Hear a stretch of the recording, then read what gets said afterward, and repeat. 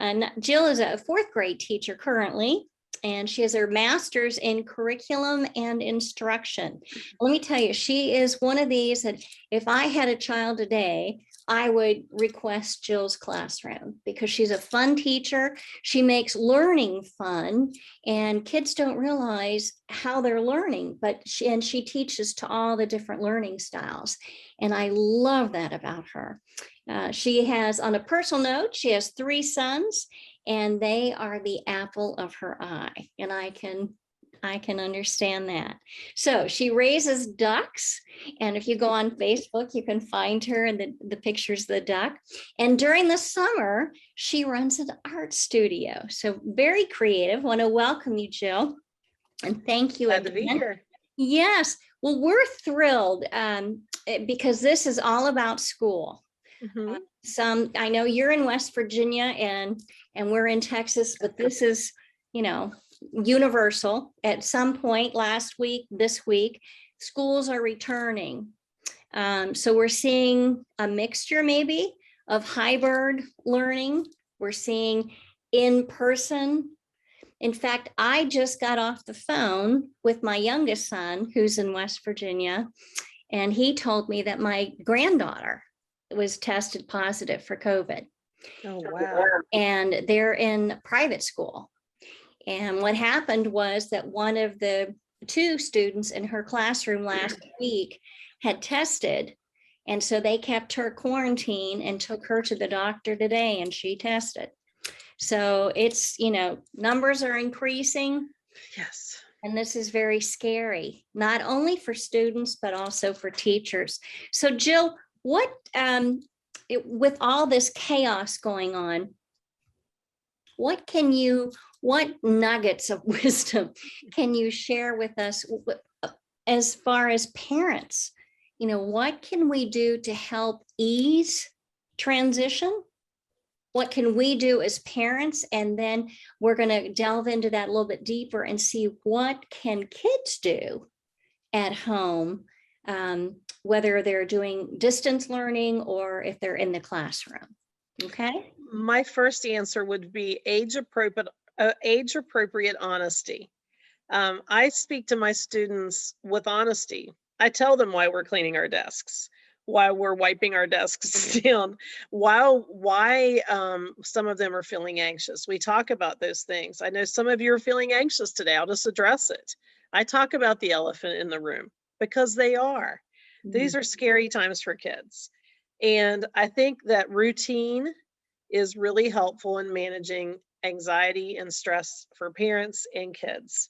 So regardless if you're home or if you are in person school, routines are very important. Their teachers need to establish routines with them right away. I've been doing that this last week. I taught virtually last year, and now I'm teaching only, in school, live. And my students, I can see it on them. They walked in the door feeling stressed. Some had masks on, some had no masks on. I address it right away. Some of you are wearing masks, some of you are not. That's okay. I try to take the stigmas and the worries that kids have, and I try to normalize things as much as possible. And it does help. How do you, okay, and those are great. I love it that you say you address the elephant in the room. I love that. I do. And so, because not every county is requiring kids to wear masks. It is. My school is not. Right. And so when kids come to you with a concern about this, what's your response? My response is this. There have been scary times in the world in the past. There have been scary times in your life in the past, but we've all made it through them. And there's these things will be okay. We're going to be okay. I ensure the kids that we're going to be okay because they need to have someone tell them that this crazy world that we're in is going to be okay. No, there's going to be times that are difficult, and we address that too. Somebody in your family may get sick. Someone in your family may get news about health issues of any kind. I said, but we still can be strong and we can still have joy. And I tell them that there's always joy even in hard things. we can find joy. There's people helping other people, like Mr. Rogers says. Look for the helpers. Mm-hmm. Love that. Oh, I do too. I love that. I love it Look for too the that you helpers. look for the helpers, bring that light in. Yes. Yes. Well, that's something that's kind of segueing into, we talked about the kids going in the classroom with the mask and removing that stigma. So now what can parents do at home? What can the parents do at home to prepare their kids, for these things? If there's going to be comments made about the masks, are there, Yes. you look different with the mask on. So what are some things that parents can do? Well, right away, I mean, on the school perspective, I'm going to say this, I'm going to address this. Every good teacher should make an establish a classroom a norm that bullying is never allowed. I mean, like in my classroom, I just tell them flat out, if there's ever an issue in this room with bullying, it will be addressed and your parents will be involved.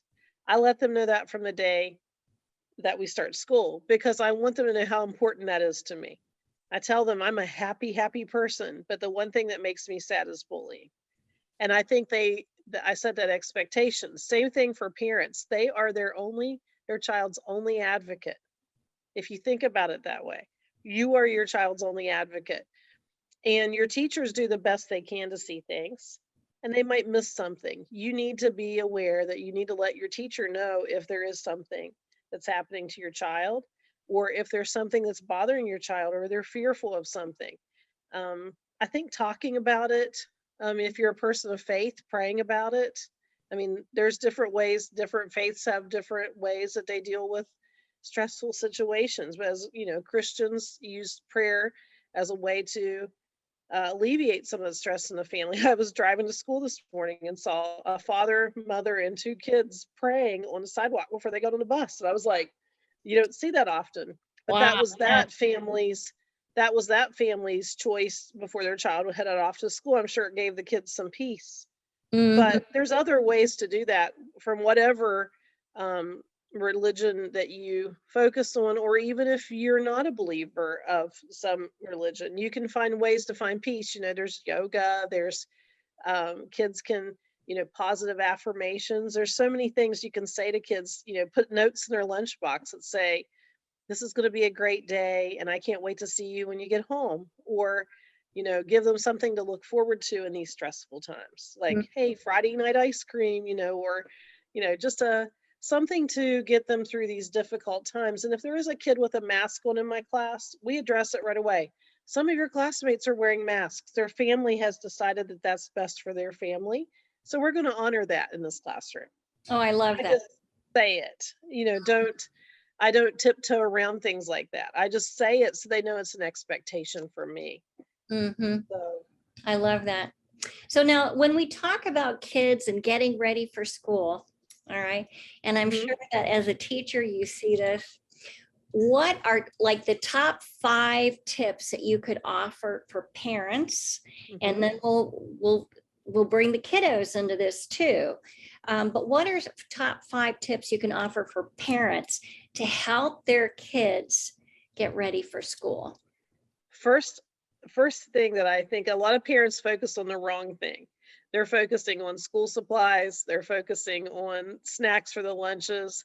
Those things are all great. I mean, we all have enjoyed those, but I really think the main focus should be is your kid's state of how they feel about going to school. I would energize them with positive affirmations about going to school. I would just make that school is an expectation. It's your job. That's what kids' jobs are, is to go to school and be successful. I would tell them stories about people that would inspire them to learn. Like Benjamin Carson, perfect example, young man who had a very difficult upbringing, and his mother decided to keep him from failing out of school. She made him read 2 books per week, and he ended up becoming the best student in his class and became a neurosurgeon and worked for the president of the United States. Those are inspiring stories to kids, because I think there's somebody like them could do that. They could do it too. Mm-hmm. I think a study area is really important to set up a place that's kind of quiet. And as an organizer, you know all about this, but just a very simple study area. It doesn't have to be fancy, and any home can have this. It just is a little place that's away from the TV, away from distractions, where they can study.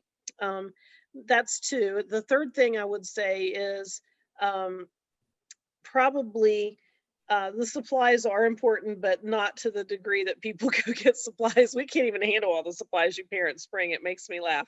I love it. But if you can just get the supplies they need so that homework would not be difficult, you know, pencils and a sharpener and things like that, that will make their work environment successful. Um, Maybe an organizational system like folders that they can put their homework in so they won't lose it. They're an envelope to put money in if they have to buy milk or, you know, purchase something at school. Just those things give kids a great deal of security. And then I might do a walkthrough. I would maybe I would do a morning walkthrough, and I would start getting them up at the time that they need to get up and getting them to bed the time they need to get to bed before school starts. I know that's maybe a little too late to say now, but it's never too late to start a routine.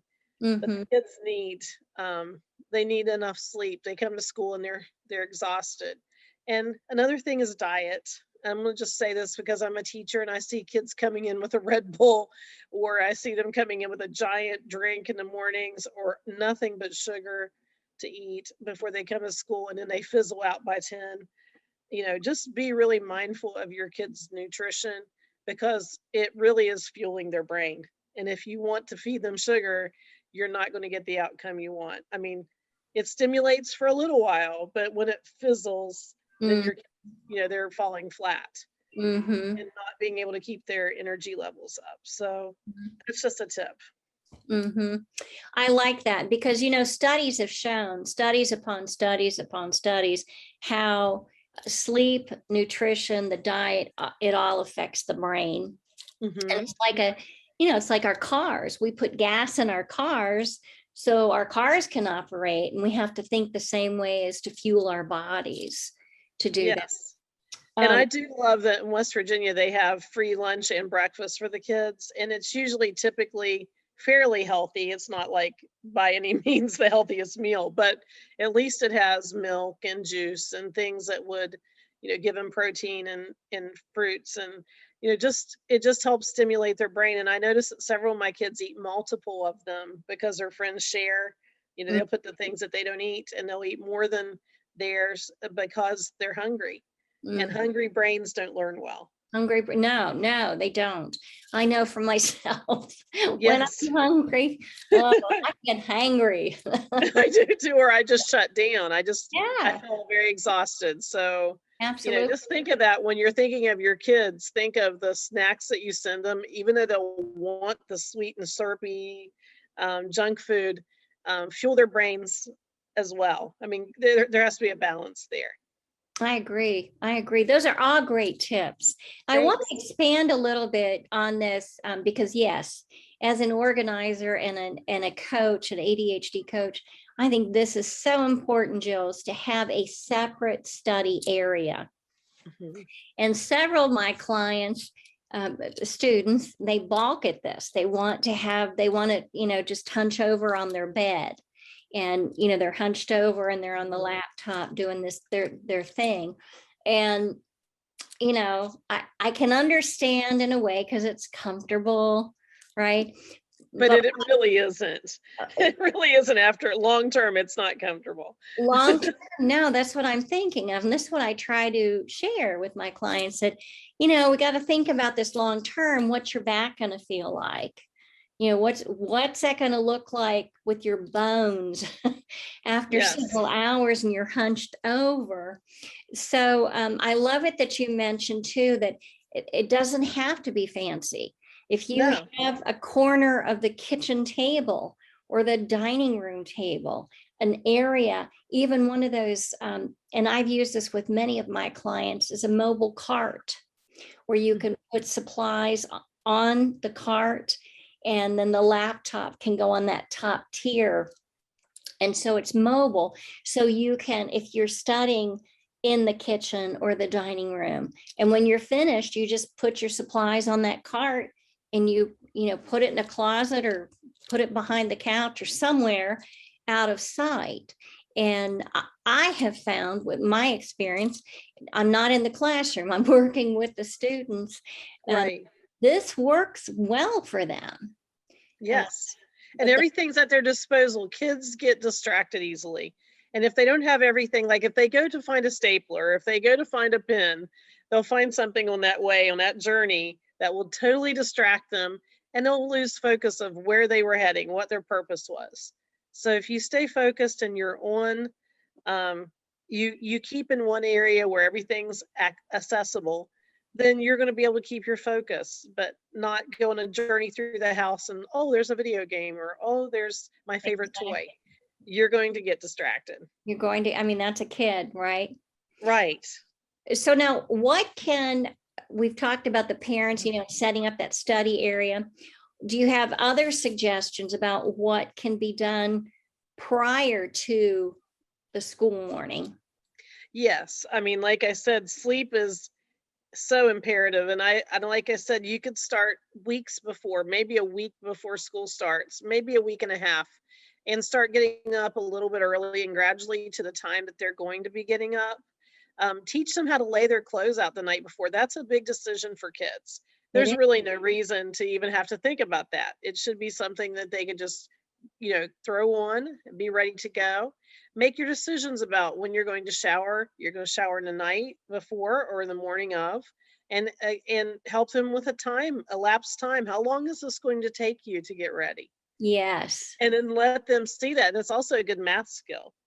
So I think, yeah, it's a good math skill to see how long it would take. I've seen people take an actual clock and they will put, for younger kids, on the hands, like at 10 after, they would say, get up, and then, get dressed. And then it shows eating breakfast and then brushing teeth, getting in the car. And that's very concrete for kids. They can look at those pictures and look at the hand and say, oh, it's time for me to head to the car. The hand is on the 8, So I've always liked that. I like that visual.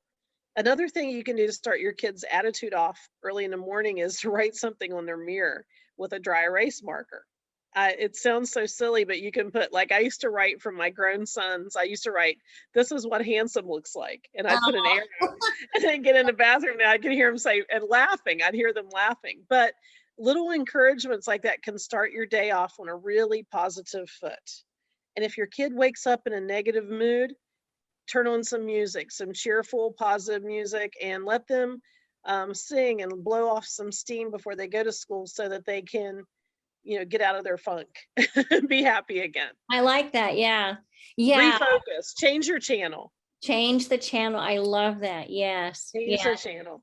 So I like the idea too. And this is what I do with several of my clients too, with the kiddos, is helping them lay out their uniform or their clothes that they're going to wear. In fact, with several of my clients, we go the whole week. Yes. One of those shoe hangers that you can put shoes in, only we use them for the clothes and days of the week, and label Monday, Tuesday, Wednesday.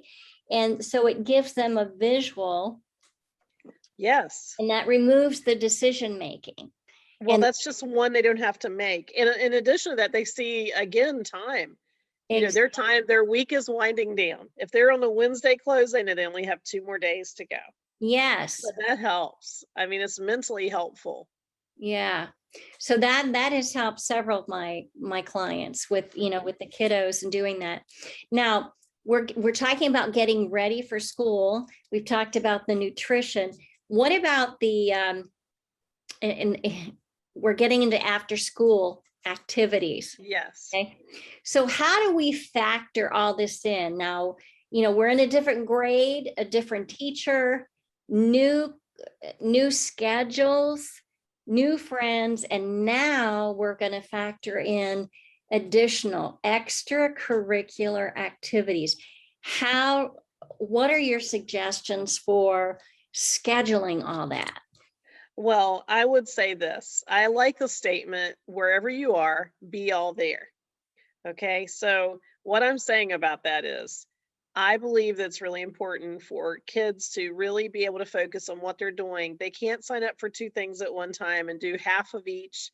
It's exhausting. So make a commitment to something and stick with it and just enjoy that one thing. You don't have to do every single thing. I mean, lots of them are doing horseback riding, then softball, then I mean, art classes. It's just too much. And it's chaotic in the child's head and it's chaotic for your life.